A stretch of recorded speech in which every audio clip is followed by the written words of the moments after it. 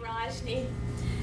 Rajni and I have been friends for a long time, and I've been hearing about your group, and I really wish I could come every week, but I have church on Brickell at 6, and I have to be there early, so I can't come, but I'm really excited to be here and just share my story.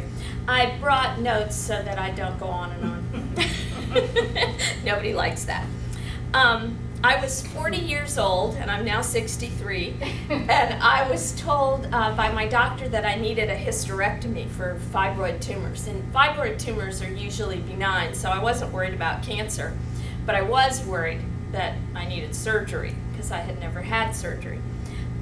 It feels kind of odd talking with men in the room about my uterus, but sorry. I'm okay with it. Okay. And I don't have it anymore, so I don't have that disease. We scheduled the surgery that day. I was at the doctor's, and I went home, and I just sat on my bed, and I was crying because I always considered myself this big, strong Danish woman. You know, I wouldn't need surgery. But I wasn't even born in a hospital. I'd never been in a hospital. My mother had me at home because she was afraid.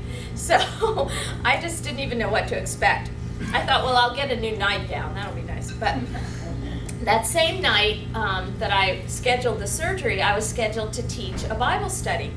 And the reason being that I had asked Jesus to be my Savior 10 years before, and he had promised to forgive all my sins, and I had a ton of sins coming out of the flight attendant world.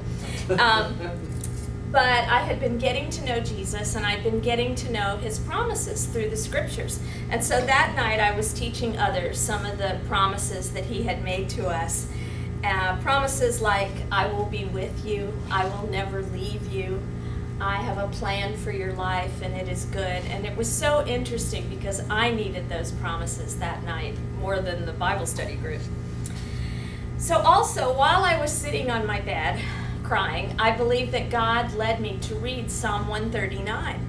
And in Psalm 139, through my tears, I read, I know your inward parts. I formed you in your mother's womb.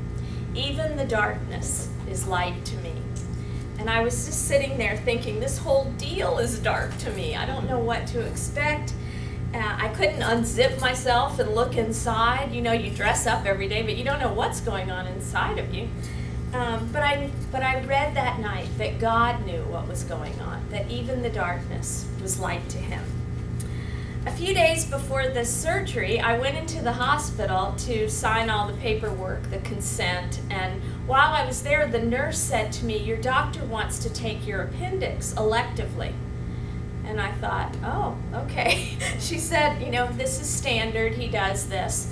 And so along with your uterus, he'll take your appendix. And I thought, okay, you know, take anything that's loose, just go ahead. So I signed the papers, and I didn't know then how much God knew I needed to have my appendix removed.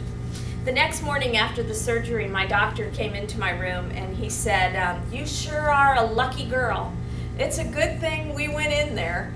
And then he said, someone up there's watching out for you. I thought, yes. And then he proceeded to tell me that they had found cancer in my appendix, which is pretty rare. A few days later, he gave me the name of an oncologist, which totally freaked me out. I thought, I'm like an oncologist, you know, but because when they were doing the surgery and took out my appendix, they didn't know that there was cancer in it until they got the lab reports back. So I had to have another whole surgery 3 months later to check all the lymph nodes and take some of my colon and to see if the cancer had spread. So 3 months later, I was scheduled for this next surgery, and I saw 3 doctors for second opinions. I kept thinking, no, I couldn't need another whole surgery. So I kept going to all these doctors trying to get them to say, no, you don't need anything else, but they were all like, I think this is the best plan. So I was in the examining room of the 3rd doctor that I went to, and I was just so scared. I was sitting there in the little robe, you know, I'd never met him before, and I said, Lord, Lord, would you just fill this room with angels? Would you just put angels all around this room? And so the doctor came in. It's Dr. Daragopian. I don't know if any of you know him. He's the most wonderful doctor. And he walked right up to the examining table, and he stood right in my face. I mean, just like this. And I thought, it's crowded in here because there's so many angels. And he just started telling me, you know, we're going to send all your reports to Johns Hopkins, and we're going to make sure that this is the right thing to do. And he was just a great doctor. And he even called me the night before the surgery, and he said, are you ready? I'll see you in the morning. And I mean, he was just awesome.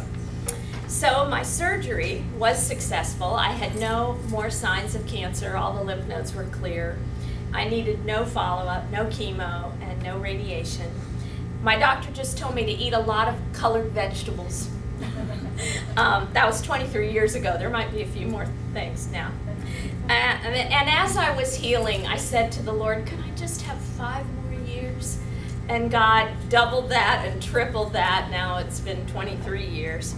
And I'm so very thankful. And I really think that I learned what God's mercy is all about while I was laying in that hospital. And I also really believed in all the power of prayer. It was amazing because I healed so well and I've been fine. So thank you for letting me share.